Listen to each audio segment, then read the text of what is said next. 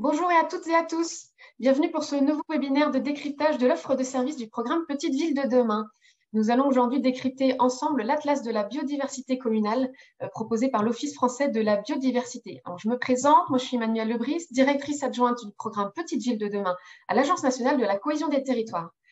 Quelques consignes pour démarrer, comme à l'habitude. Pour que le webinaire se déroule de la meilleure des façons, on vous invite à faire part de vos éventuels problèmes techniques dans le chat et à poser vos questions que nous chercherons durant cette heure à répondre dans le cadre de l'onglet questions-réponses que vous trouverez en bas de votre écran.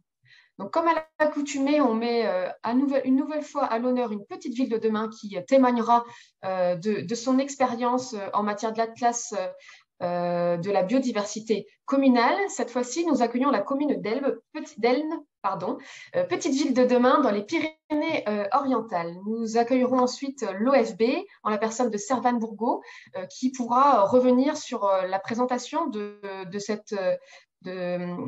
l'Atlas de la biodiversité communale et des modalités de candidature de l'appel à projet 2023. L'objectif de cet appel à projet, c'est de donner l'occasion aux communes et intercommunalités donc, de réaliser un diagnostic précis de leur territoire pour mieux appréhender et valoriser leur patrimoine naturel. L'objectif est donc d'identifier les enjeux de biodiversité sur le territoire, mais aussi d'aider donc la collectivité à agir en les intégrant dans les actions et les stratégies locales. Nous avons donc le plaisir d'accueillir la commune d'Elne, donc dans les Pyrénées-Orientales, en la personne de Valérie Gillot, donc directrice des services techniques. Merci madame. Monsieur Raphaël Michaud du service environnement et agriculture. Et nous avons aussi également le plaisir d'accueillir une élue, Annie Pesin.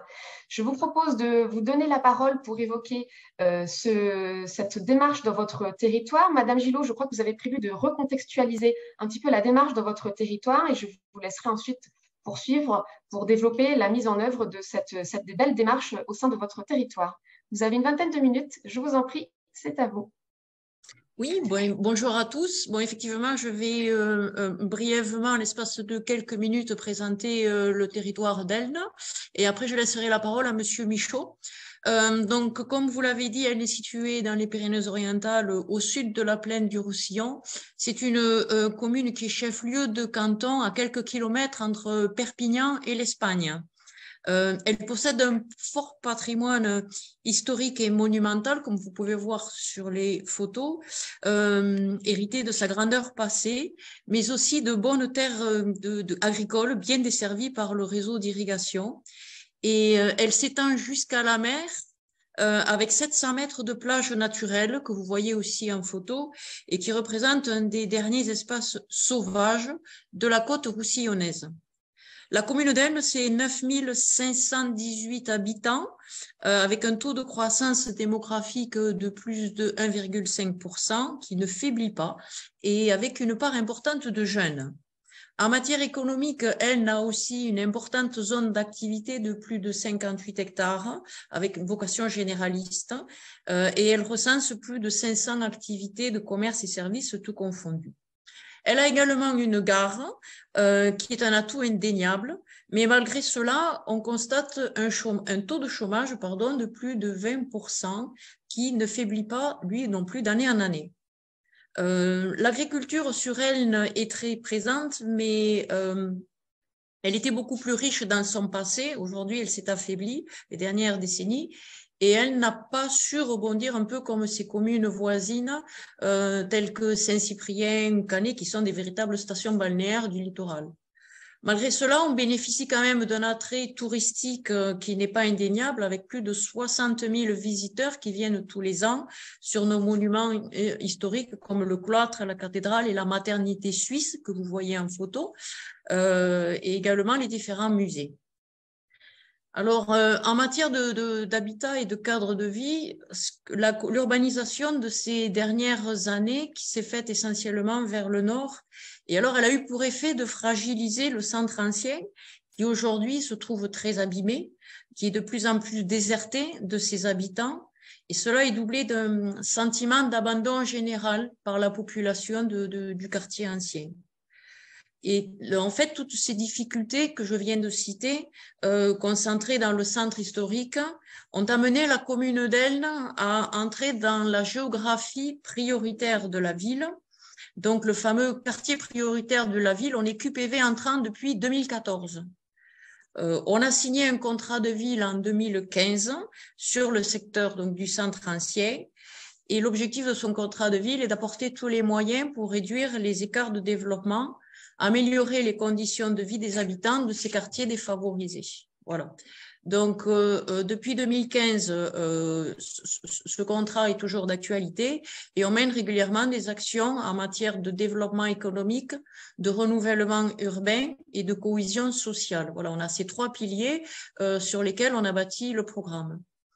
En 2020, la nouvelle municipalité donc élue a envisagé de bâtir un projet de territoire basé non seulement sur ces constats et sur cette politique, mais aussi sur une thématique, sur 3 piliers, 3 thématiques principales. La première thématique, c'est celle de la démocratie participative, où en fait l'idée est de se mettre au service des citoyens par la création d'un conseil citoyen et de discuter tout projet, toute discussion avec la population et gouverner avec les habitants. Donc ça, c'est un grand thème transversal qui nous suit depuis le début de ce mandat. La deuxième thématique principale, c'est le vivre ensemble, qui se décline autour de 3 axes que sont la santé, le sport et la nature. Et des projets sont en cours et ont été bâtis notamment par la création d'un centre municipal de santé, la reconquête de l'espace sanitaire qui concerne différents équipements sportifs et des actions en lien avec la nature que Monsieur Michaud développera tout à l'heure.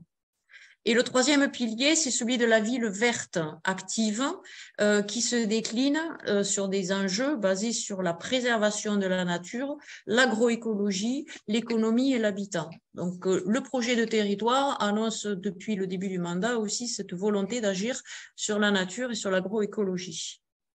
La commune d'Elne, forte un petit peu de son rayonnement et de ses fonctions de centralité, a été retenue en 2020 pour faire partie du programme Petite Ville de demain. Voilà, donc QPV, contrat de ville, Petite Ville de demain et en préparation aussi la rédaction d'un contrat bourg-centre au niveau Occitanie. Donc on candidate aussi pour être bourg-centre Occitanie. Petite Ville de demain, alors on a signé via l'intercommunalité notre contrat cadre, notre contrat d'adhésion et on est en train de signer le contrat cadre avec la création d'une ORT, une opération de revitalisation de territoire. Donc, voilà où on en est au niveau du QPV. C'est une véritable boîte à outils que l'on souhaite mettre à profit, notamment, outre différents domaines, celui du cadre de vie, avec des stratégies qui sont préserver la biodiversité, favoriser l'agroécologie, encourager la sobriété énergétique et foncière et poursuivre l'adaptation au changement climatique. Donc voilà, là aussi, au niveau de Petite Ville de demain, on a tout ce volet que vous déclinera Monsieur Michaud. Pour terminer, la commune est aussi territoire engagé pour la nature. Elle a obtenu son label avec l'appel à projet Intégrer la nature en ville, où on a commencé à faire des premières plantations d'arbres en ville, d'arbres comestibles, et on a un projet en cours de plantation de 100 arbres sur un grand site bétonné, celui de l'ancien marché de Gros. Et le label Terre Saine, avec dans le cadre de la démarche Objectif Zéro Phyto, ça c'est depuis 2016, où on a franchi les différents niveaux et on a atteint le dernier niveau, la dernière distinction, c'est celle qui est d'être Terre Saine. Et on a ce label en tant que commune sans pesticides qui a été décerné par le ministère de la Transition écologique et de la Solidarité. Voilà. Ce label a incité la commune à accompagner les citoyens, toutes générations confondues, vers un nouveau mode de jardinage plus respectueux de l'homme et de la terre. Donc, voilà en quelques mots, et très très vite, notre territoire. Et je laisse la parole à Monsieur Michaud qui va enchaîner et vous expliquer tout ça de plus en détail. Oui, donc bonjour à C'est tous. parfait, merci. Donc pareil, je vais être assez synthétique parce que le temps s'est écoulé. Donc, tout d'abord, pourquoi un ABC sur Elne? Alors là, je vais me faire l'écho des élus de la commune. En l'occurrence, Annie Pezin et c'est joint à nous, donc c'est parfait. Donc, initialement, un ABC sur Elne, c'est aussi parce qu'il y a une prise de conscience des élus, des menaces qui pèsent sur la biodiversité à l'échelle mondiale et la nécessité d'agir à l'échelle locale aussi. Donc, cette prise de conscience, elle est liée en fait à ce qu'a dit aussi Valérie tout à l'heure, la volonté des élus de s'inscrire dans une logique de transition écologique. Une fois qu'on a dit qu'il y a cette prise de conscience, premier constat, il faut savoir qu'est-ce qui existe en termes de connaissances sur la commune. Et donc là, il y avait un gros hiatus. Donc, l'idée, c'est de s'améliorer sur les connaissances pour pouvoir s'emparer de l'enjeu biodiversité. Ça, c'est le second point. Ensuite, ce qui était attendu des élus dans le cadre de l'ABC, c'est d'avoir au final une meilleure prise en compte de la biodiversité de la nature dans les politiques publiques qui vont être menées sur le territoire. Là, on passe en particulier au document de planification et au PLU qui est en cours de révision. L'ABC, c'était également un appel à projet porté par l'OFB qui proposait un cadre structurant. Ça, c'est assez intéressant. Donc, l'appel à projet OFB propose une démarche globale pour travailler sur la biodiversité. Ça, c'était aussi quelque chose qui était important dans le cadre de la volonté des élus de candidater à l'appel à projet. Ensuite, c'est aussi des moyens pour agir. L'OFB a pu nous accompagner dans le cadre de la mise en œuvre de ces opérations, ainsi que le département.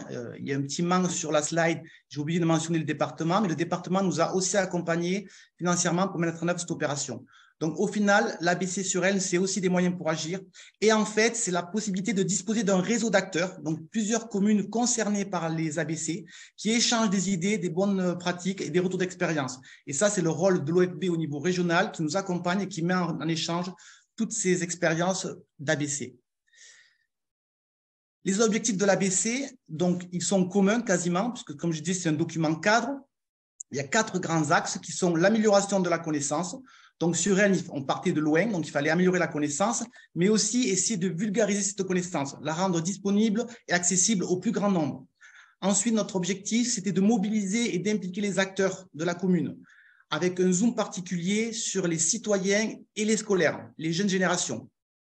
Enfin, je l'ai dit, notre ABC il avait pour objectif de mieux intégrer la biodiversité et les enjeux dans les documents cadre du territoire, mais aussi au niveau de tous les acteurs. Et donc, c'est faire en sorte que les acteurs s'approprient les enjeux de biodiversité et les intègrent dans leurs actions au quotidien.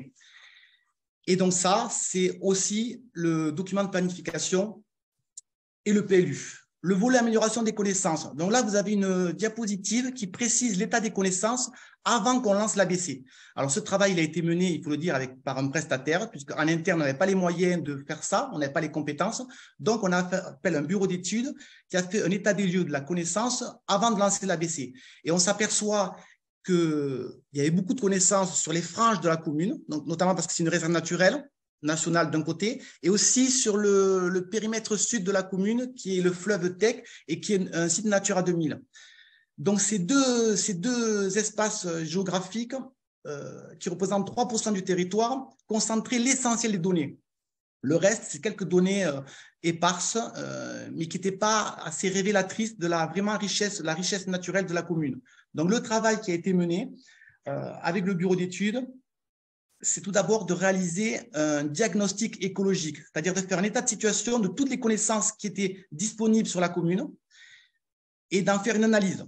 Donc, le travail, c'est pas, alors vous êtes allé un peu vite, je vais poursuivre sur votre slide, mais le travail, c'est pas spécialement de faire une liste à l'après-vert des connaissances, mais c'est d'avoir en fait une analyse et une compréhension des dynamiques écologiques en place. Donc, ce travail était assez important et nous, sur ce sujet, on a fortement sollicité le bureau d'études pour avoir quelque chose de très complet à l'échelle de la commune. Et dans un second temps, le bureau d'études devait mettre en place des inventaires. Alors, les inventaires, ils sont sur 3 taxons. Ça aussi, c'est le cadre imposé par l'ABC. Et donc, on a choisi de travailler, nous, sur les chiroptères, d'une part, l'avifaune et ensuite les insectes. Alors, chiroptères, parce qu'il y avait des vrais enjeux, avifaune et insectes, parce que c'est aussi des espèces qui sont facilement observables. Et donc, dans le cadre de sciences participatives, on sait que c'est intéressant pour amener les citoyens à s'intéresser à ce sujet. Le territoire de Elne, il fait 21 km², pardon, et donc il est assez imposant. On ne peut pas travailler partout, on ne peut pas aller partout. Donc, on a fait le choix de sélectionner 6 espaces qui sont représentatifs des milieux qu'on peut retrouver sur la commune. Et à chaque fois, on avait une logique de transect, c'est-à-dire qu'on allait d'un point A vers un point B avec une logique de corridor écologique, de cœur de biodiversité.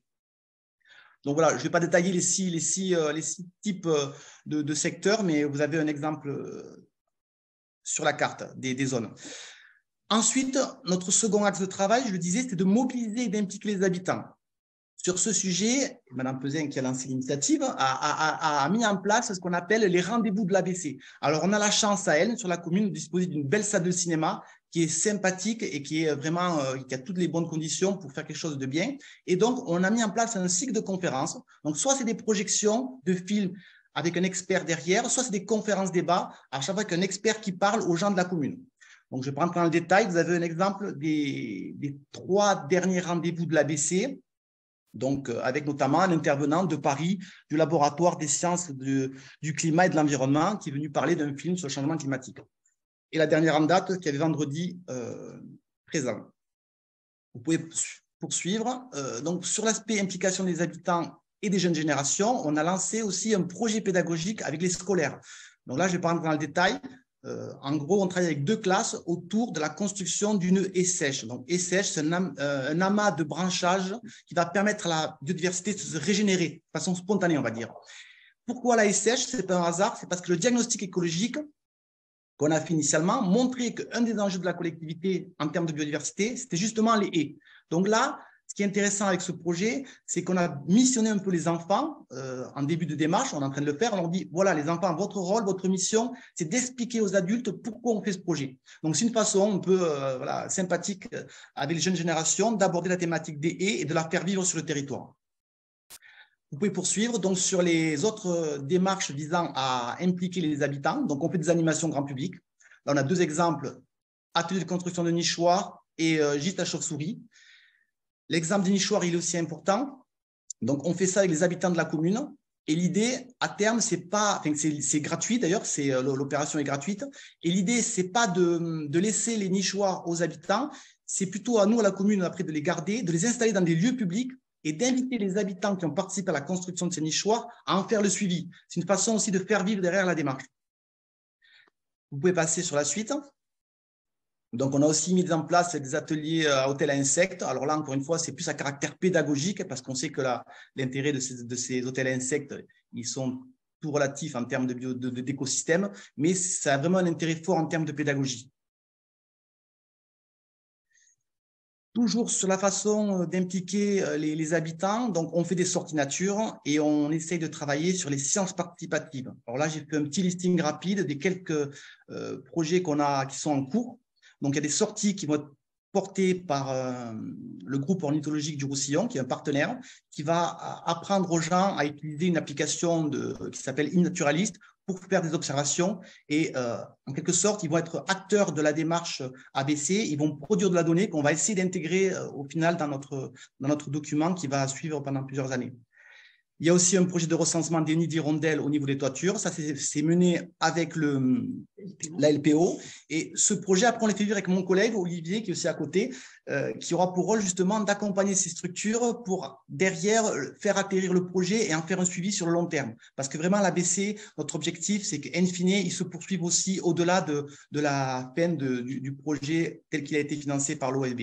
Donc, il y a un projet de recensement des haies et des arbres citoyens. Donc, on s'associe avec beaucoup de partenaires sur ce sujet et quelque chose autour des zones humides. Encore une fois, ce n'est pas anecdotique. Si on prend ces sujets, c'est parce qu'ils ressortent du diagnostic écologique. Quelques mots sur la gouvernance. On a fait le choix d'avoir une gouvernance au niveau technique qui soit très élargie. Donc, on a associé autant que possible l'ensemble des acteurs concernés par ces thématiques. Donc, au niveau des collectivités, c'est toutes les institutions, le département, le pays, la communauté de communes, la région.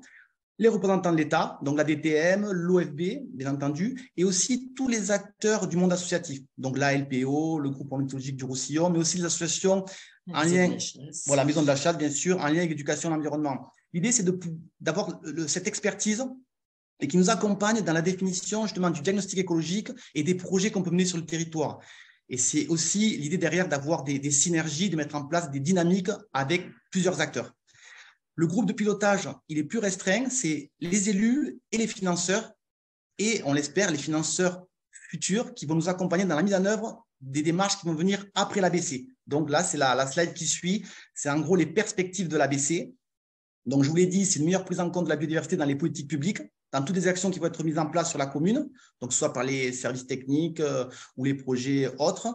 Typiquement, Valérie l'a expliqué tout à l'heure, on souhaite mettre en place un travail de gestion intégrée des espaces verts, mieux prendre en compte la biodiversité dans la gestion des espaces verts. Donc, ça, c'est un exemple. On va aussi produire un document grand public. Ça sera à la fois un petit récapitulatif de toutes les espèces un peu emblématiques de la commune, mais aussi un livret qui va permettre aux gens d'identifier les espèces qu'ils observent, pour ensuite, encore une fois, les rendre acteurs de la démarche. Et in fine, ça va déboucher sur un plan d'action. Alors, le plan d'action, on peut en dire quelques mots, mais sous réserve d'Annie Pesin ici présente, parce qu'il va être encore discuté avec les élus et les partenaires. Mais en gros, l'idée, c'est de poursuivre l'acquisition de connaissances, parce qu'on sait qu'il y a des secteurs où, justement, on manquera encore de connaissances. On va essayer de maintenir l'implication des habitants. On veut leur donner un rôle de sentinelle. Comme je disais par rapport tout à l'heure aux nichoirs, ils vont justement avoir ce rôle d'observateur. Ils vont nous faire remonter des données. On sait que tout seul, on n'y arrivera pas et qu'on a besoin des habitants. Et enfin, on mettra en place un programme de reconquête de la biodiversité. Donc là, c'est l'acquisition foncière. Typiquement, dans le cas de l'ABC, on a reçu une sollicitation d'une habitante qui était au courant de notre démarche, qui nous a dit « Moi, j'ai une prairie humide qui est intéressante, j'aimerais bien qu'elle soit gérée de manière écologique. » Et donc, la commune va se porter acquéreur de la parcelle avec des coûts assez intéressants, et on mettra en place dessus une gestion écologique. On va travailler sur les haies, je l'ai dit, et sur les zones humides, qui sont vraiment deux thématiques qui ressortent de notre diagnostic écologique. Voilà. Ensuite, je veux dire quelques mots pour montrer que l'ABC, en fait, c'est juste un volet d'une politique de transition écologique qui est beaucoup plus large. Alors, je vois qu'il me reste 1 minute, donc ça va aller vite. Donc, on a lancé… Vous avez gagné… Pardon, vu l'intérêt de vos propos, vous avez gagné quelques minutes. Super, bon, mais très bien, je poursuis donc. Alors, concernant la plantation d'arbres et de champêtres, les élus ont fait le choix, aussi avec André Trive, l'élu en charge de l'agriculture, de lancer un gros programme de plantation de haies et d'arbres. On a déjà réalisé 3 km à l'échelle de la commune, ce qui est quand même assez important. Et l'objectif très ambitieux à terme, à la fin du mandat, c'est d'arriver à 10 km d'arbres et de haies. Alors aujourd'hui, les conditions climatiques et la sécheresse viennent un peu contrecarrer cette dynamique, parce que voilà, il faut aussi arroser les arbres. Et à chaque fois qu'on a planté ces haies, on a fait ça dans une logique de changement climatique et d'intérêt écologique. Donc, plantes mellifères, plantes qui ne consomment pas beaucoup d'eau. Voilà pour l'aspect plantation d'arbres. On a aussi un volet important sur la désimperméabilisation et la végétalisation de l'espace urbain. On l'a dit, c'est aussi un QPV, donc avec des problématiques sociales importantes. Et l'idée de reconnecter la nature aux gens, c'est aussi une solution dans ces quartiers difficiles pour répondre à des problématiques sociales. Et dans le travail qu'on fait avec Hélène Vijardin, c'est on remet la nature dans un secteur qui est très minéralisé, où c'est les gens eux-mêmes qui vont planter les espèces autant que possible comestibles, mais aussi ornementales, et qui vont faire la gestion et l'entretien.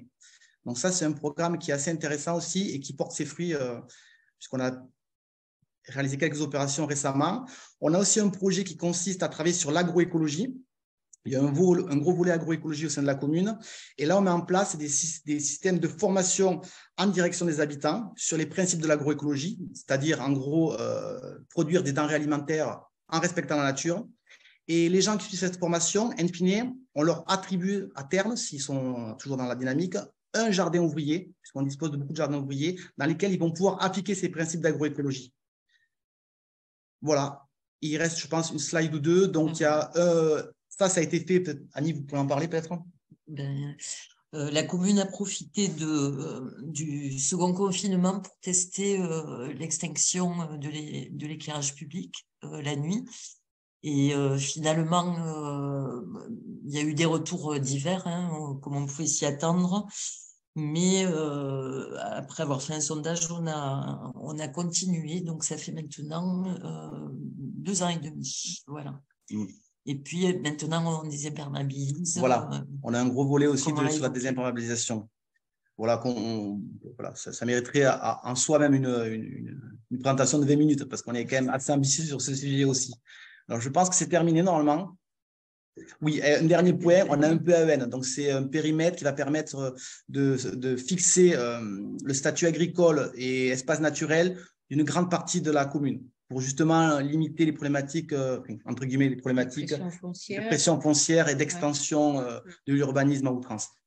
Voilà ce qu'on pouvait vous dire pour notre démarche sur Elna. Écoutez, c'était parfait et vraisemblablement très clair et très complet, puisque à ce stade, en tout cas, il n'y a pas de questions qui voudraient faire préciser vos propos. Pour l'instant, je vous propose de laisser la parole à l'OFB maintenant, donc l'Office français de la biodiversité, qui est un des partenaires du programme Petite Ville de demain. Madame Bourgeot, je vous propose de représenter la démarche de l'OFB et notamment les particularités de l'appel à projet 2023. Très bien, merci. Et merci à la commune d'Elne pour ce super témoignage et retour d'expérience sur la mise en œuvre de l'ABC qui illustre bien aussi comment l'ABC s'intègre aussi dans un plus vaste projet de territoire, quelle forme aussi il peut avoir.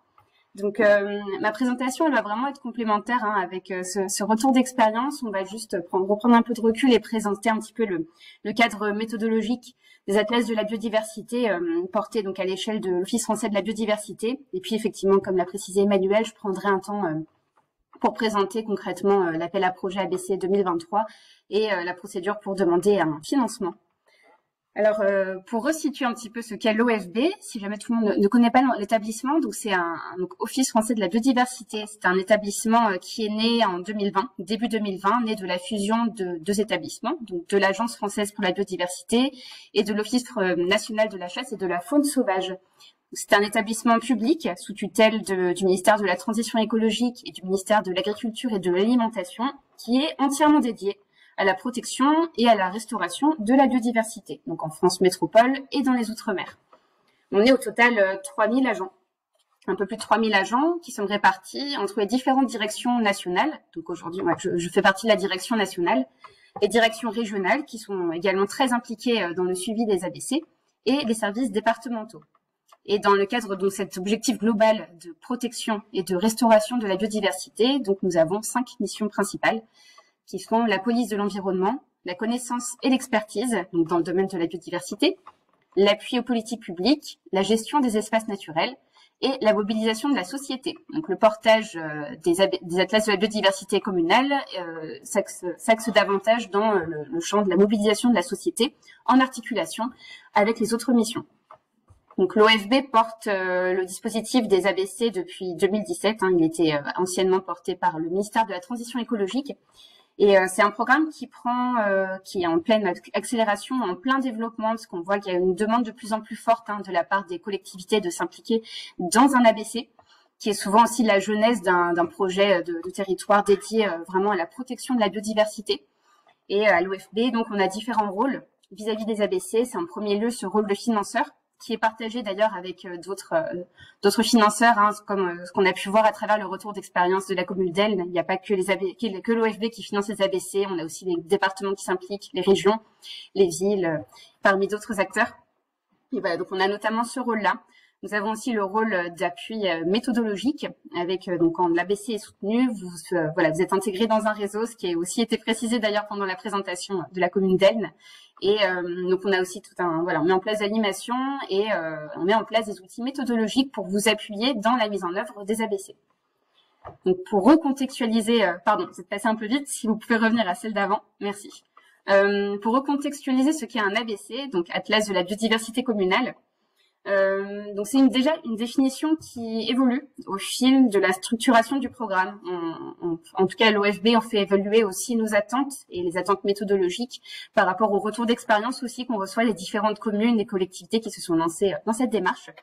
Et aujourd'hui, on tend à définir les ABC comme étant déjà un dispositif qui a pour objectif de mieux connaître la biodiversité de son territoire, de sensibiliser les habitants à cette biodiversité locale et d'agir aussi à plus long terme pour sa protection. Et ce programme s'accentue donc autour d'un triptyque d'actions qui, les trois mis ensemble, pour nous définissent vraiment l'ABC. Donc en premier lieu, on a ce volet de connaissances. Donc le but, c'est donc, comme vous l'avez compris, d'améliorer les connaissances d'une commune et notamment pour produire à terme une cartographie des enjeux de biodiversité locale qui permettent d'identifier les points d'enjeu, les enjeux de protection et notamment les espèces à protéger. Le deuxième volet, qui est fortement complémentaire avec le premier, c'est le volet de mobilisation, où ce projet de territoire se fait aussi en impliquant toute une diversité d'acteurs du territoire, non seulement des experts sur la biodiversité, mais aussi un public néophyte, un grand public. Donc, vous pouvez inclure dans cette démarche les scolaires, les élus, les associations, les citoyens, les entreprises, les agriculteurs, etc. Donc, la liste, finalement, dépendra aussi du contexte dans lequel vous travaillez, dans lequel votre territoire s'inscrit. Et le troisième volet, c'est celui du plan d'action, où le but aussi, c'est que l'ABC ne s'arrête pas au bout de 2 ou 3 ans, mais qui donne lieu aussi à un projet plus long. Donc, généralement, on demande aux communes de profiter de ces quelques mois, ces quelques années de mise en œuvre de l'ABC pour réfléchir à un plan d'action sur la base des enjeux de biodiversité identifiés pour mettre en place un programme d'action de préservation et de restauration de la biodiversité qui fait suite donc à l'ABC. Les impacts prévus, c'est finalement aussi pourquoi est-ce qu'on vous propose aussi pourquoi est-ce qu'on vous encourage à vous engager dans la mise en œuvre d'un ABC. Je vais reprendre les impacts par triptyque, donc selon les 3 volets que je viens de vous présenter. Donc en premier lieu, en termes de connaissances, c'est bien sûr pour permettre d'avoir une bien meilleure connaissance de la biodiversité de son territoire, donc non seulement à l'échelle locale, mais aussi à l'échelle nationale, où les données qui sont acquises au cours d'un ABC sont par la suite reversées dans des bases de données au niveau national, et permettent aussi d'abonder, de faire progresser énormément les connaissances en matière de biodiversité et alimentent le suivi et les études sur la biodiversité, notamment avec le programme INPN. Donc finalement, on dit qu'au niveau des collectivités, c'est l'ABC est le premier dispositif d'acquisition de connaissances naturalistes à l'échelle du pays. Au niveau de la mobilisation, donc ce qu'on vise aussi à plus long terme, c'est une reconnexion des habitants à la nature, et aussi une évolution des comportements individuels et collectifs. Et au niveau du plan d'action, les impacts visés sont l'intégration des enjeux de biodiversité dans les documents de planification et d'aménagement, comme le plan local d'urbanisme que la commune a présenté. Et on vise aussi une meilleure prise en compte de ces données dans les projets de territoire, par exemple auprès des maîtres d'ouvrage, des promoteurs, des agriculteurs, etc. Donc on voit que les impacts sont vraiment dans différents champs aussi des collectivités. Ils s'appliquent vraiment dans différents domaines. Pour présenter un petit peu les caractéristiques que nous mettons en avant, plutôt sur une question des financements et qui sont au centre des critères d'éligibilité, on demande à ce que la collectivité soit au cœur de la démarche, notamment parce que la collectivité est moteur aussi sur ces questions-là et que ça permet aussi, comme ce qu'on a vu à travers ce retour d'expérience, d'intégrer l'ABC dans d'autres projets et de penser vraiment sur une démarche de long cours. Et on incite bien entendu à ce que l'ABC soit effectué dans le cadre d'une démarche multipartenariale. Dans les ABC qu'on finance, qui sont près de 400 aujourd'hui au sein de l'OFB, on voit très très rarement des communes qui agissent seules. Souvent, c'est établi dans un cadre partenarial où on a très très souvent des associations naturalistes qui s'associent pour apporter leur expertise et appuyer les collectivités dans la mise en œuvre de ces projets-là. On a souvent d'ailleurs des groupements de communes qui se mettent ensemble, des communautés de communes ou des communautés d'agglomération qui viennent porter les projets, ou différentes communes qui s'associent dans cette démarche. On a aussi bien entendu des bureaux d'études qui s'associent. Donc généralement, c'est un projet qui s'effectue à l'échelle multipartenariale et qui dure 2 à 3 ans en moyenne. On tend plutôt sur 3 ans, notamment avec les impacts du Covid qui ont quand même qui ont freiné une partie des activités. Et pour donner un ordre d'idée, à prendre avec des pincettes, parce que ça dépendra énormément des situations de chacun et du périmètre, de la nature des ABC, mais on est sur un coût moyen de 38 000 € par commune pour la mise en œuvre d'un ABC. Alors là, je vous ai mis ici donc une carte qui recense l'ensemble des atlas de la biodiversité communale soutenus par l'OFB. Donc, étant donné qu'on n'est pas le seul financeur, c'est une carte qui n'est pas exhaustive, mais qui donne déjà un ordre d'idée de la répartition des ABC et de la nature des porteurs de projets. Si on est sur des parcs naturels régionaux, des communes, des intercommunalités, donc voilà, vous avez cette carte qui apparaît pour la métropole et pour les Outre-mer. Donc on voit qu'il y a quand même la plupart des ABC en termes de volume qui sont portés par des intercommunalités. Et pour aller plus loin d'ailleurs sur ces éléments, on vous met des ressources à disposition. Vous avez en premier lieu le site ABC Nature France, qui recense l'ensemble des ABC, donc là financés par l'OFB et les autres financeurs, Donc, c'est une carte dynamique interactive sur laquelle vous pouvez aller pour cibler déjà quelle commune voisine mettre en œuvre l'ABC si vous souhaitez échanger avec elle pour avoir plus d'informations précises sur cette réalisation, ou si vous souhaitez aussi prendre connaissance des bilans techniques, des bilans financiers, des guides qui ont été développés directement au sein des communes, ou des livrables. Et ça vous donne des exemples aussi très très concrets d'outils qui ont pu être développés. Parce que s'il y a une méthodologie commune dans la mise en œuvre des ABC, on peut voir que chaque ABC est aussi très différent. Il y a tout un ensemble d'outils de mobilisation, d'inventaire à tester, et vous pouvez tout à fait vous inspirer du travail qui a été mené préalablement et qui est notamment disponible sur ce site. On a également mis en place, diapo d'avant, je l'évoque juste rapidement, le guide méthodologique des ABC qui a été actualisé l'année dernière et qui synthétise un petit peu nos attentes en matière de réalisation d'ABC. Donc, vous avez les différentes étapes qui sont bien détaillées, toutes les recommandations en termes de conseils techniques, conseils notamment en termes de recherche de financement aussi qui y sont livrés. Et il a été vraiment construit sur la base des retours d'expérience des collectivités sur le terrain. Merci. Donc, tout ce qu'on vous incite à mettre en œuvre aussi, c'est vraiment pour penser la suite de l'ABC.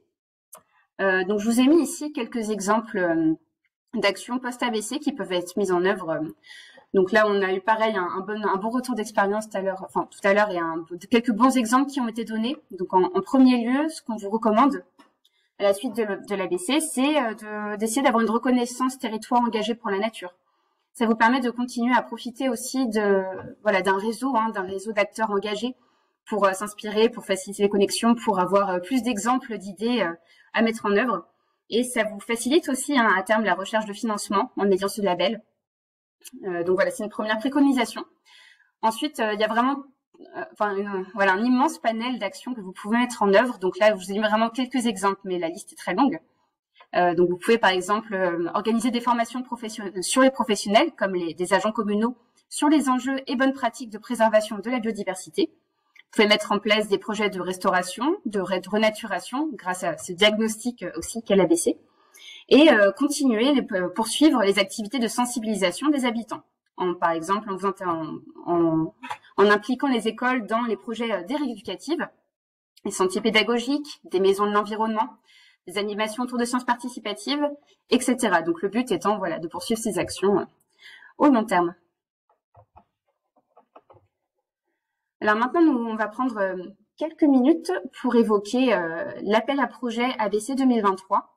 Donc l'OFB lance chaque année un appel à projet pour financer et appuyer, concrétiser cette dynamique. Donc jusqu'ici, c'est plus de 24 millions d'euros qui ont été dépensés par l'établissement sur les subventions apportées à ces projets. Et on voit bien que il y a une sorte d'effervescence aussi localement et qu'on a chaque année de plus en plus de candidatures de qualité qui nous sont déposées et qu'on essaie de suivre au maximum. Cette année, le montant total de l'enveloppe de cet appel à projet s'élève à 3 millions d'euros, en sachant qu'on peut mobiliser 2 millions d'enveloppes complémentaires si on voit vraiment que les dossiers sont de très bonne qualité et si les crédits sont disponibles. Donc l'année dernière, ça a bien été le cas, on a réussi à accorder l'enveloppe complémentaire, ça devrait aussi être le cas cette année. Tous les territoires français sont éligibles, donc métropole et tous les territoires d'outre-mer, et sont habilités à déposer des demandes de financement uniquement les collectivités et établissements publics. Donc pour la métropole, les associations ne peuvent pas déposer de demande en leur nom, elles doivent nécessairement être partenaires d'une collectivité. Et on a l'exception dans les outre-mer, où les associations sont également aptes à déposer des demandes en leur nom. On leur demande par contre évidemment d'être en partenariat avec des communes. La durée maximale des projets est de 36 mois maximum, en sachant que c'est pas un élément qui doit vous faire peur parce que ça arrive très souvent que les ABC soient retardés, connaissent des imprévus, et dans ces cas-là, on voit en interne comment prolonger les conventions. En tout cas, on part dès la période de dépôt de projet sur une durée de réalisation de 36 mois maximum. Alors, vous avez le calendrier qui s'affiche à droite. Donc, l'appel à projet a été lancé le 16 janvier dernier et vous avez jusqu'au 22 mars prochain pour déposer vos demandes de financement. En sachant qu'on essaie de faire la sélection en interne dans un délai de 3 mois en moyenne. Donc, vous devriez savoir si votre projet est financé ou non au plus tard fin juin 2023. Pour le lancement des projets en septembre en moyenne, ce qu'on vous demande, c'est que les projets ne soient pas commencés avant la date de dépôt, parce que les dépenses ne sont pas rétroactives. Mais par contre, dès que vous déposez le dossier sur la plateforme de candidature, on considère que les dépenses sont éligibles, voilà, dès la date de dépôt du dossier. Si ça peut vous faciliter la tâche aussi en interne. Et tout le processus de dépôt de projet s'effectue en ligne. C'est uniquement de manière dématérialisée. Donc, il existe un site que beaucoup de financeurs publics utilisent qui s'appelle Démarche simplifiée. Vous pouvez créer un compte dessus, qui sera d'ailleurs valable entièrement à chaque fois pour toutes les candidatures de votre commune, et déposer directement sur ce site l'ensemble de vos annexes et voilà, déposer l'intégralité de votre candidature. Concernant les caractéristiques financières, alors le montant maximal de la subvention s'élève à 250 000 € par projet. Donc une telle somme de 150 000 €, ça va être généralement pour un projet porté par une intercommunalité. Et comme je disais tout à l'heure, pour rappel, le montant moyen d'un ABC par commune est de 38 000 €. Le taux de subvention maximal est de 80% des dépenses éligibles. On ne peut pas aller au-dessus, on demande toujours un cofinancement des communes. Et pour rappel, voilà, n'hésitez pas à aller solliciter aussi d'autres financements, notamment pour les gros projets. Ça peut être des fois un peu risqué de demander vraiment le montant maximal pour une question aussi de disponibilité de l'enveloppe en interne. Donc voilà, on appréciera aussi beaucoup les porteurs de projets qui auront réussi à acquérir aussi, à aller voir d'autres financeurs pour essayer voilà, de cumuler différents financements. Donc auprès des régions, des villes, des départements, enfin, la liste est assez large. Il faut juste retenir que les fonds ne sont pas compatibles avec ceux des agences de l'eau et des DREAL, étant donné qu'on est tous des opérateurs de l'État, du ministère de la Transition écologique. Et donc, voilà, les fonds ne sont pas compatibles, mais pour le reste, vous pouvez tout à fait voilà, viser d'autres fonds. Concernant la nature des dépenses éligibles, bon, en fait, elle est assez vaste. C'est juste qu'on ne va pas pouvoir prendre en charge les frais de personnel permanent des collectivités qui ne sont pas éligibles. Néanmoins, si vous recrutez un poste temporaire pour appuyer la mise en œuvre du projet, par exemple, un poste pour un chargé de projet ABC sur 2 ou 3 ans, on pourra le prendre en charge. Les dépenses d'investissement sont aussi éligibles. Les dépenses inhérentes aux partenaires et aux prestataires peuvent être prises en charge dès lors qu'elles concourent bien à la réalisation du projet. Les frais de gestion sont éligibles également, mais ils sont plafonnés à 10% du budget total. Les frais de déplacement sont aussi éligibles, en sachant qu'on essaie de ne pas dépasser 5% du budget total, sauf si vous avez voilà, vraiment des impératifs ou une justification particulière qui vous demande à dépasser ce plafond. Et les autres coûts, de manière générale, qui concourent directement à la réalisation du projet. Donc, vous verrez que dans le règlement administratif, tous ces éléments sont bien développés. Et voilà, il y a un article qui porte directement sur la nature des dépenses éligibles que je vous invite à consulter si vous avez des questions. Ou d'ailleurs, n'hésitez pas à les poser dans le chat aussi directement.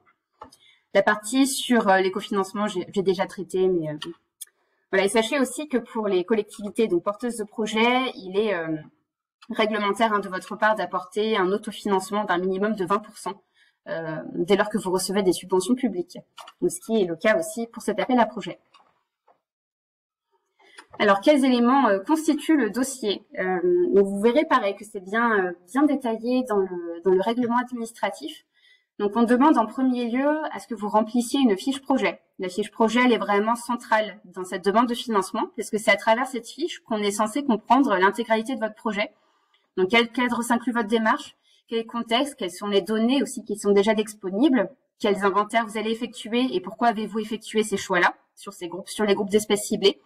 Donc, vous devez vraiment décrire l'intégralité du projet. L'avantage aussi, c'est que vous allez pouvoir connaître un petit peu nos attentes sur le sujet parce que vous devez vous baser sur une trame type qui vous est disponible et qui vous permet directement de répondre à chaque question. La grille d'évaluation qui est disponible dans le règlement administratif a bien été construite sur la base de cette fiche projet. Donc, vous verrez qu'il y a différents critères qui portent sur le contexte de la demande, sur les perspectives aussi post-ABC, donc qui feront suite à l'ABC, sur la qualité de la candidature, sur voilà. Donc, il y a un ensemble d'éléments, mais qui sont tous précisés, et la fiche projet a donc bien été construite en conséquence. En parallèle, on vous demande de transmettre un plan de financement qui revient bien sur, qui précise bien le montant de la subvention demandée à l'OFB, qui précise la nature des cofinancements. Vous devrez toujours, par ailleurs, préciser bien les cofinancements. Donc, même si ces derniers ne sont pas acquis, vous devez quand même nous montrer auprès de qui vous souhaitez obtenir des cofinancements pour qu'on voit bien que vous prévoyez voilà, que le reste du cofinancement est bien pensé et bien prévu pour la suite.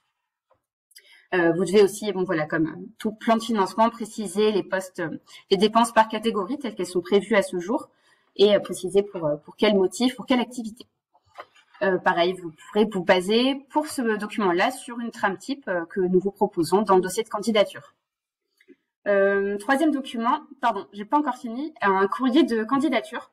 Donc là, c'est un document que vous devez nous transmettre en PDF, signé par le responsable légal de votre structure, qui synthétise un petit peu votre demande en présentant un petit peu la nature du projet. Oui, Emmanuel? Oui, si vous pouvez terminer en 1 ou 2 minutes maximum, s'il vous plaît. Oui, d'accord, mais très bien, je reste arriver à la fin. Merci beaucoup. Donc oui, un courrier qui synthétise un petit peu le montant de subvention demandé à l'OFB et voilà, qui formalise aussi cette demande. Et je vous ai mis des exemples d'autres documents que vous pouvez fournir. Donc des lettres de soutien, des libérations, des mandats de représentation qui sont obligatoires pour tous les partenaires qui prévoient de bénéficier d'une quote-part de la subvention. Des annexes techniques, n'hésitez pas à les fournir, ça montre aussi la maturité de votre projet quand vous en disposez. Donc par exemple des plans de communication ou voilà, tout autre exemple d'annexes techniques et les pièces administratives. En quelques étapes, voilà, je vous ai mis les 3 étapes principales. Première étape, c'est vraiment d'aller sur le site Démarche simplifiée pour créer un compte avec le numéro SIRET de votre établissement. Ensuite, vous avez tout un formulaire à remplir. Donc là, ce sont plutôt des champs de nature administrative. Donc, on vous demande de recenser les informations principales sur votre structure et sur votre projet. Et enfin, et ce qui constitue, comme je disais, l'ensemble de la demande sur le plan technique, les annexes qui sont à renseigner, donc tout en bas du formulaire, en sachant qu'une fois que vous validez le dépôt de votre projet, le dossier sera encore modifiable jusqu'à la clôture de l'appel à projet. Donc, pas de panique si vous oubliez des annexes, par exemple, ou si vous avez besoin d'apporter des modifications. C'est bien possible après validation et jusqu'au 22 mars à 23h59. Voilà, j'en ai fini pour ma présentation. Vous avez les contacts qui s'affichent ici, si vous avez besoin d'adresser des questions à la suite de ce webinaire. Oui, il y en a une que je me permets de vous relayer directement. C'est sur le timing. Alors, effectivement, le dépôt des projets doivent se faire sous 1 mois, mais est-il pour autant possible de déposer un ABC pour une démarche qui ne commencera que dans quelques mois et qui s'étalera du coup sur, on va dire, 2024-2026? Oui, absolument. D'ailleurs, on voit que c'est souvent le cas. En fait, ce qu'on demande principalement, c'est que le projet d'ABC ne soit pas commencé avant la date de dépôt. Juste pour une question pour respecter la règle des dépenses au sein de l'OFB qui ne sont pas rétroactives. Pour le reste, on vous demande à commencer le projet dans un délai d'1 an grand maximum, pour que ce soit un projet aussi qui soit concrétisable assez rapidement. Mais vous pouvez tout à fait le commencer quelques mois après la réception de leur réponse positive. Généralement, en tout cas pour cette année, ce qui était le cas pour l'appel à projet 2022, la plupart des projets commençaient le 1er janvier 2023. Donc, Madame Dubois, vous avez le champ libre pour faire votre dépôt de dossier. Je voudrais m'adresser cette fois-ci aux interlocuteurs de la commune d'Aisne. Il y a 2 questions qui vous sont adressées. Alors, je vous laisserai vous organiser pour qui veut bien répondre. La première, c'est est-ce que l'intercommunalité est impliquée à vos côtés? Alors, on a entendu Servane qui a à plusieurs reprises évoqué des projets portés souvent à cette échelle-là. Est-ce que c'est le cas aujourd'hui ou est-ce que vous êtes amené à faire parler, à prêcher votre bonne parole dans les communes de votre territoire intercommunal? Alors, sur l'aspect technique, la communauté de communes suit le projet. Ils sont même impliqués concrètement sur la démarche E. Ensuite, sur l'autre aspect de gouvernance, ils sont invités à participer à la démarche. Pour l'instant, pour des raisons qui leur sont propres, ils n'ont pas pu nous suivre, mais je pense que c'est le hasard du calendrier. Ensuite, il y a quand même l'idée derrière aussi, on est suivi par le pays. Sur notre territoire, on a un pays qui est assez dynamique et qui est assez intéressé par notre démarche ABC et qui avait l'idée de faire de l'exemple de Aisne une bonne pratique pour les autres communes qui voudraient s'emparer de cet enjeu. Voilà sur l'aspect implication communauté de communes. Sur le volet, par exemple, financier, on n'a pas à ce jour d'accompagnement financier de la communauté de communes, mais on y pense pour la suite, notamment les démarches où on va mettre en œuvre le plan d'action, comme je disais tout à l'heure, de reconquête de la biodiversité. On va travailler sur la restauration de zones humides, où là, on va aller mobiliser les financements des différents partenaires, notamment de la communauté de communes. Et la seconde grosse commune de ce territoire communautaire est voisine d'Elne et porteuse d'un ABC aussi actuellement. Donc, il y a peut-être des perspectives d'élargir l'échelle de ce point de vue. Très clair, merci beaucoup. Et une autre question très relative à votre démarche et notamment la façon dont vous avez diffusé ça auprès du grand public. De quelle manière, du coup, les données que vous avez pu acquises dans le cadre de cette démarche, comment vous les avez diffusées au grand public? Vous évoquiez tout à l'heure un guide de grand public, mais peut-être avez-vous d'ores et déjà commencé à mettre à disposition les informations? Est-ce que vous avez pu, je sais pas, faire des expositions ou etc. Alors ça, c'est plus, on va dire, les projets qui vont arriver après finalisation de l'ABC en tant que tel, une fois qu'on aura bien pu intégrer les inventaires dans le diagnostic écologique, qui sera le diagnostic écologique plus. En tout cas, pour associer la population, il y a déjà eu des réunions publiques de présentation de la démarche. Au lancement de l'opération, on a fait une réunion en direction des citoyens pour leur faire comprendre la dynamique. Via tous les outils propres aux collectivités, notamment les réseaux sociaux, on partage avec eux régulièrement des informations sur cet état de connaissances. Mais c'est vrai que la diffusion d'un guide grand public, elle est envisagée une fois qu'on aura finalisé le diagnostic écologique, qu'on aura identifié les espèces qui sont les plus intéressantes pour les habitants, notamment les espèces ordinaires sur lesquelles ils pourront avoir une veille, un rôle de sentinelle, par exemple. Et on envisage donc de faire un guide qui sera à la fois un recensement des principales espèces qu'on peut rencontrer sur elles, qu'elles soient remarquables, ordinaires, menacés ou pas. Enfin, on va faire une sélection, ça c'est un choix technique derrière.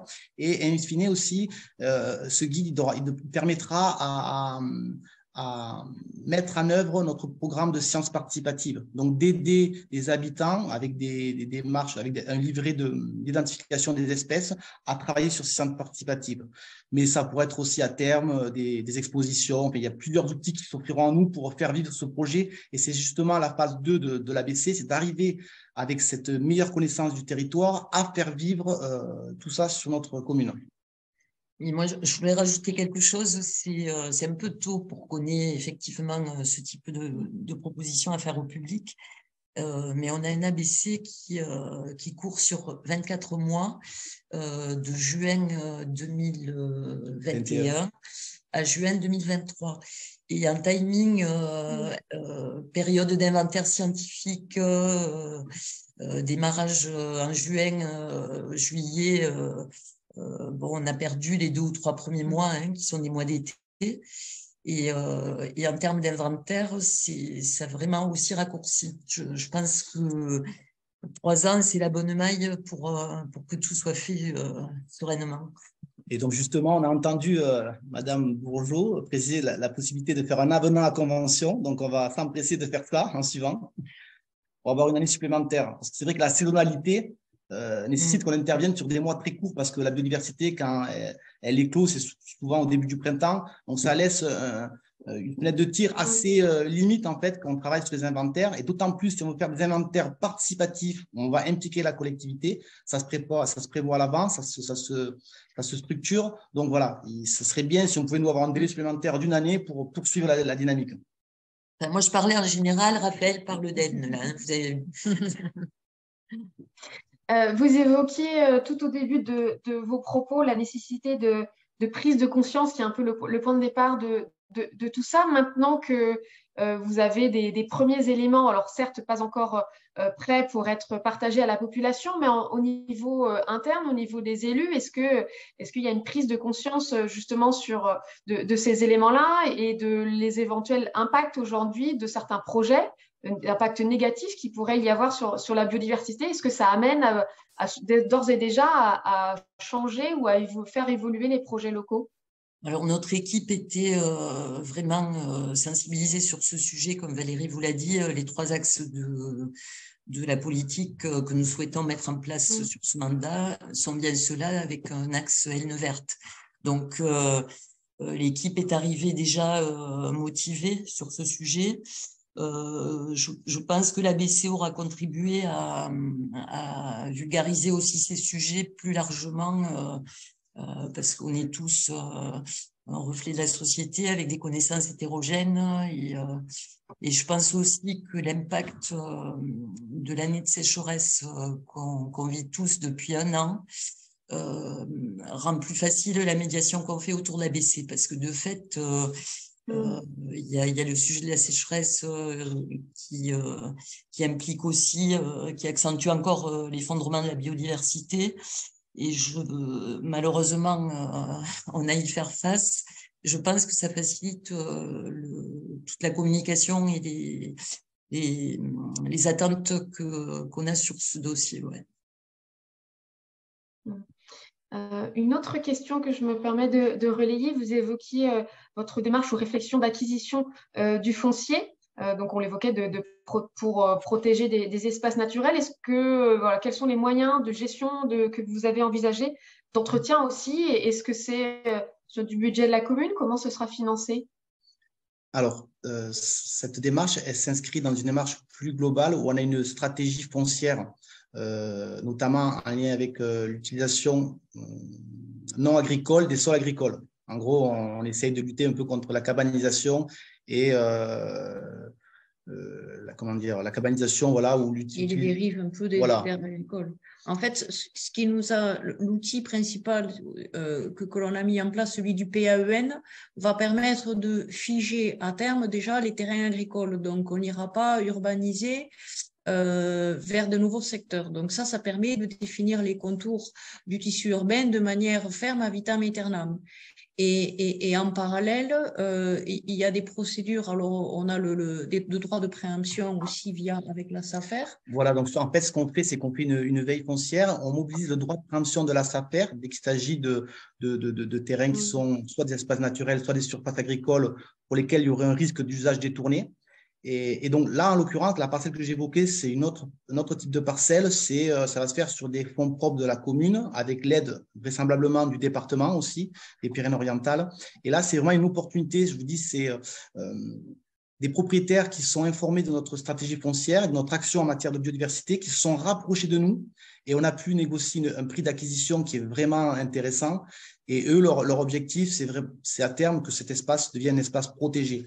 Donc ça, on va faire la protection avec l'acquisition foncière. Et in fine, ce qu'on envisage, c'est de faire une gestion qui soit écologique autant que possible. Et sur ce sujet, on va s'associer avec des partenaires, donc les collègues de la réserve naturelle du Mas-Larieux, puisqu'on est quand même à quelques centaines de mètres du Mas-Larieux, les collègues du Conservatoire des espaces naturels et bien entendu les collègues du département qui vont nous financer cette opération.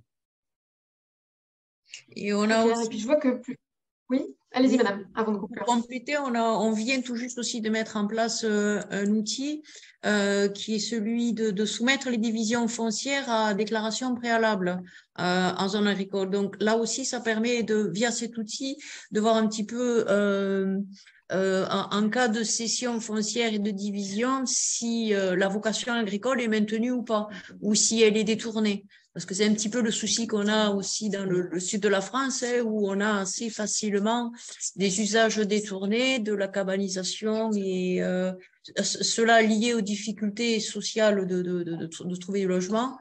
On n'est pas à l'abri de ce genre de dérive, donc on essaie de mettre en œuvre les moyens en amont. Merci beaucoup à toutes et à tous. Alors, Servane, vous n'avez pas eu de questions très directes. Je pense que votre présentation était très claire, mais toutes les questions posées à nos interlocuteurs d'Aisne montrent que visiblement, il y a à faire et que des dossiers pourraient être déposés dans le cadre de cette nouvel appel à projet. Il est maintenant déjà… Oui, je vous laisse un petit mot avant de clore. Je vous en prie, Servane. Oui, pardon, il y a juste une question à laquelle je voulais répondre. Indiquant que l'appel à projet indique un financement de 80%, vous demandiez donc si le financement dépend du nombre de demandes. Alors déjà, le financement maximum est de 250 000 €, hein, pas 23 000. Et on essaye vraiment, dans la mesure du possible, d'accorder le montant demandé pour ne pas déstabiliser votre projet, pour ne pas le mettre à risque aussi financièrement. Donc voilà, on fait plutôt ce choix de refuser éventuellement plus de candidats pour accorder le montant demandé. J'espère que ça répond à votre question. C'était bien ce que vous demandiez. Donc pour le reste, merci beaucoup pour cette animation, pour ce webinaire. Je vous en prie, je vois finalement au fil des discussions, les questions tombent, mais le timing nous amène à clore notre temps maintenant. Merci à tous nos interlocuteurs pour la transparence et pour la richesse de vos propos. Merci beaucoup. On mettra à disposition le replay et pour celles et ceux qui auraient encore des questions, je vous invite à prendre directement contact avec nos interlocuteurs. Nous, on se retrouve pour un nouveau décryptage de l'offre de services mercredi de la semaine prochaine, dédié à l'appel à projet Fonds Mobilité Active. Et puis pour celles et ceux qui seraient intéressés, on pourra aussi se retrouver la veille, le mardi 7 mars, toujours à 13h30, pour évoquer la démarche « Je veux aider ». Je vous remercie encore à tous. Merci à tous ceux et ceux qui ont bien voulu nous écouter avec attention aujourd'hui. Je vous dis à très bientôt.